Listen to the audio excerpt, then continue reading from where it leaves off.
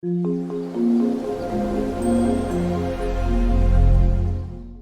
Portrait of a Lady by Khushwant Singh. Introduction. The Portrait of a Lady is a story about an old lady who is also the grandmother of the author Khushwant Singh. The story portrays the behavior of the lady. The behavior changed by changing the residence. The behavior changed by changing the education of her grandson. Her body adapted to the change, but her mind was still recalling when she was happily reciting in the village with her grandson. The people around her didn't change, the environment, air, and walls around her changed, which led her to live a life without uttering anything except prayer. Summary. An old lady, she had been old and wrinkled for the 20 years that the author Khushwant Singh had known her. She was her grandmother of the author Khushwant Singh. His grandmother was once young and pretty. Unfortunately, his grandfather passed away early. His portrait hung above the mantelpiece in the drawing room. In that portrait, he was wearing a big turban and loose-fitting clothes. Grandmother's appearance in the portrait of a lady. The old lady was short in height, has a fat appearance, and was slightly bent. Her face was a crisscross of wrinkles running from everywhere to everywhere. She looked so old that she could no more grow older. She had the same appearance for the last 20 years. She could never have been pretty, but she was always beautiful. Character sketch of grandmother in the portrait of a lady. She was like the winter landscape in the mountains, an expanse of pure white serenity breathing peace and contentment in the author's words. Indeed, she was a beautiful woman. Her face was pale and filled with wrinkles. Her lips constantly moved in inaudible prayer. The author and her grandmother were excellent friends. Her voice was so satisfying to hear when she sings the morning prayer. She was a kind and religious lady. She was a very disciplined lady. She never complained about her age. She used to do almost all household work by herself. She loves to feed the needy. In the village, she used to throw chapattis to the dogs that followed them in the path returning home from the temple. This shows grandmother was a very kind lady.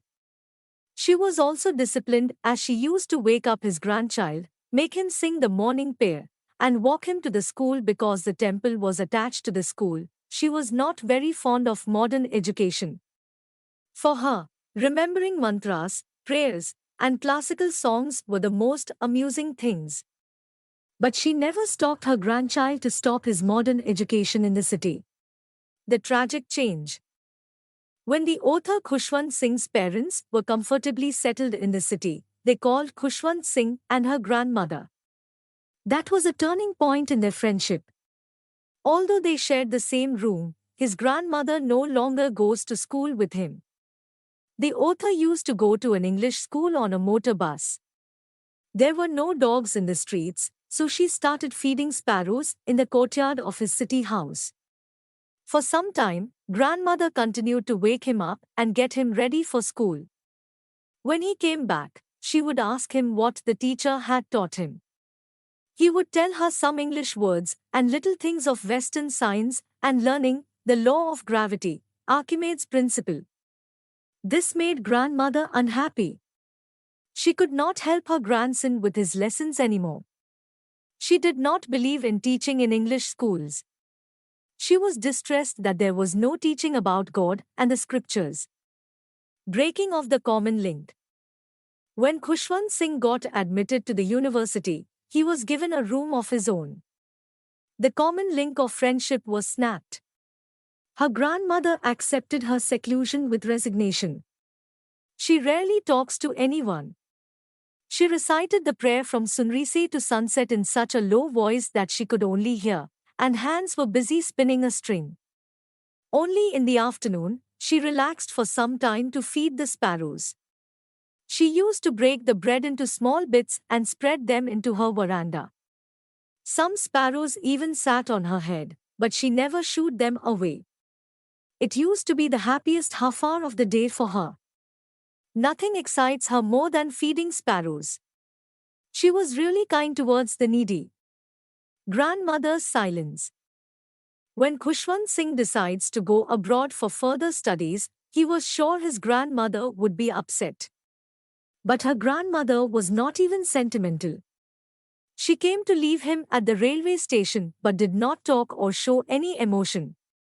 Her lips were moved in prayer. Her mind was lost in prayer. Silently, she kissed his forehead, and when he left, she cherished the moist imprint as perhaps the last sign of physical contact between them. After 5 years, Khushwant Singh came back home. His grandmother went to the station to receive him. She did not look a day older. She still had no time for words, even on the author's first day of arrival, grandmother's happiest moments with her sparrows. The goodbye. In the evening, a grandmother changed her lifelong habit and did not pray. She called the women of her neighborhood, got an old drum, and started to sing. She banged the drum for several hours and sang the homecoming for warriors. The next morning, she was taken ill. It was a mild fever, the doctor told not to worry, but grandmother took it another way. She said that her end was near. She said that since only a few hours before the loss of the last chapter of her life, she omitted to pray, she was not going to waste her time talking to anyone. In few more hours, her lips stopped moving.